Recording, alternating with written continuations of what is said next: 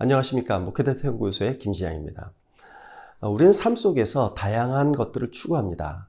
하지만 궁극적으로 모든 사람들이 공통적으로 추구하는 것은 행복이라고 할 수 있겠습니다.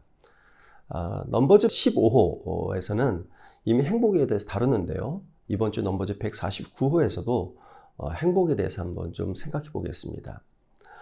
유엔 산하 자문기구인 지속가능 해법 네트워크에서는 2022년도 세계 행복 보고서를 최근에 발표했습니다. 근데 이 발표에 따르면 OECD 38개국 중에 우리나라는 행복 지수가 5.94점으로 36위에 위치해 있습니다. 근데 넘버즈 15호에 보면 행복 지수가 5.9점으로 36개국에서 30위를 기록했습니다. 2019년도과 올해를 비교하면 우리나라 사람들 행복 지수도 낮아졌고 수리도 훨씬 더 낮아진 것을 알 수 있습니다.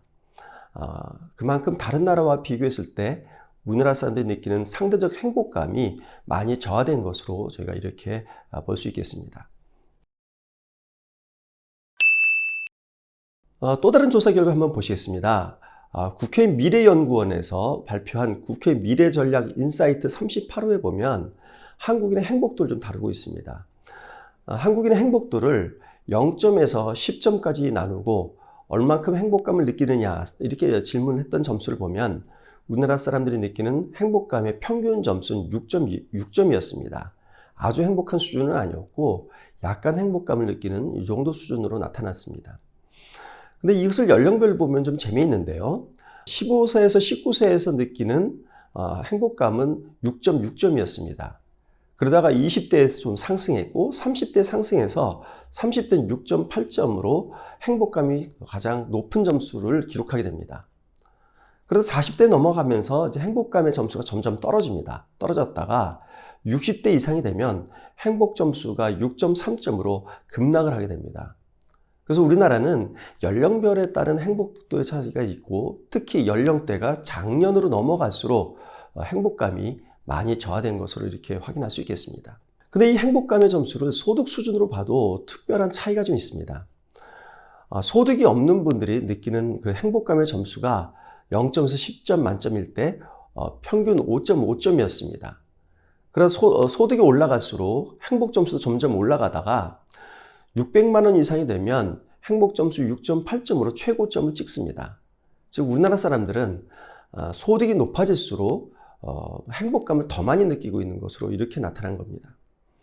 학력으로 봐도 중졸 이하의 행복 점수는 6.2점이었는데요. 재학 이상이 느끼는 행복 점수는 6.7점이었습니다. 학력이 높아질수록 행복을 더 많이 느끼고 있는 겁니다. 주거 형태별로 보면 월세나 사글세로 사는 분들이 느끼는 행복감은 6.2점이었는데요. 전세 6.5점, 자가 6.6점이었습니다. 즉 우리나라 사람들은 주거가 안정될수록 행복감을 더 많이 느끼고 있는 것으로 이렇게 볼 수 있겠습니다. 이런 전반적인 결과를 보면 소득이라든지 학력이라든지 주거 형태, 연령별을 종합해서 보면 우리나라 사람들은 자신의 삶이 안정될수록 행복감을 더 많이 느끼고 있고 우리나라 사람들의 삶의 안정을 좌우지우지해주는 그 조건은 소득이었다는 것이 이번 조사 결과에서 얻을 수 있는 중요한 시사점입니다. 이런 소득별 차이는 코로나 전과 후를 비교해봐도 할 수 있습니다. 2020년도에 우리나라 사람들이 느끼는 행복 점수를 보시면요. 여러분 지금 그래프에서 보시고 있겠지만 소득이 없는 분들이 느끼는 행복 점수가 2020년도엔 6.5점이었습니다. 2021년도는 5.5점으로 1.0점 더 줄어들었습니다.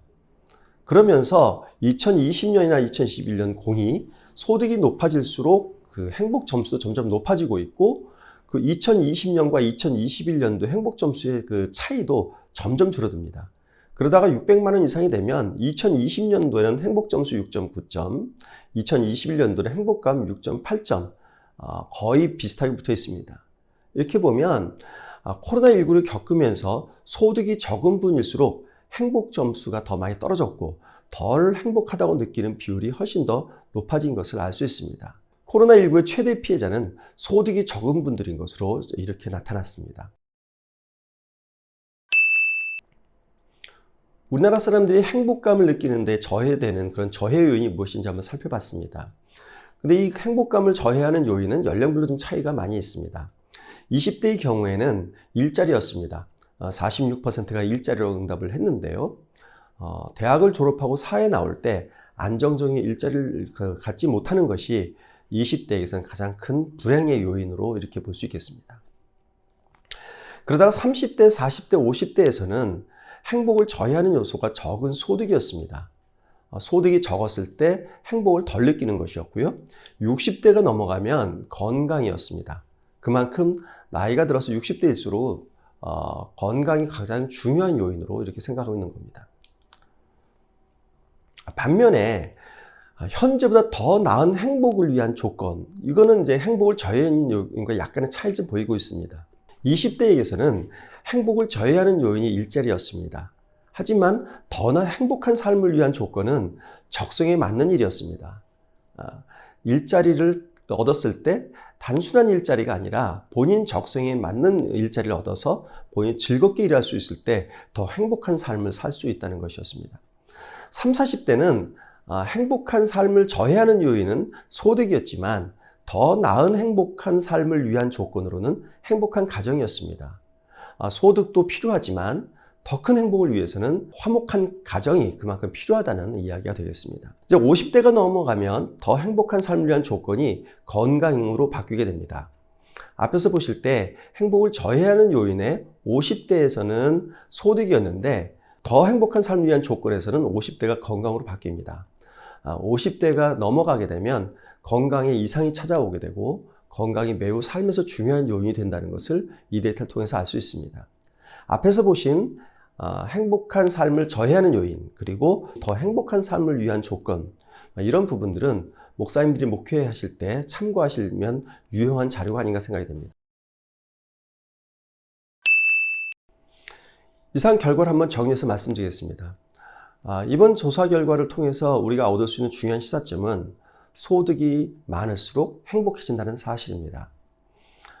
그런데 2019년도 통계청에서 발표한 월평균 가구소득을 보면 월평균 가구소득이 400만 원 이상인 가구가 우리나라에서 19%밖에 되지 않습니다. 소득이 행복을 좌우하는 요인이 될수록 우리나라에서 행복감을 느끼는 사람들의 비율은 급격하게 줄어들 수밖에 없습니다. 그리고 우리나라 사람들이 가지고 있는 돈에 대한 욕망은 끝이 없는 욕망입니다. 이건 비단 우리나라뿐만 아니라 돈의 속성이 그렇습니다. 하지만 소득이 많을수록 무조건 행복해지는 건 아닙니다. 월 평균 가구 소득이 1,100만 원이 넘어가게 되면 더 이상 소득이 높아져도 행복 점수는 높아지지 않습니다. 돈이 가지는 한계가 분명하다는 거죠. 따라서 목사님들이 교회에서 목회하실 때 우리가 돈에 대한 태도, 인생에 대한 태도, 삶에 대한 관점, 이런 부분을 좀 변화시켜야 될 것 같습니다.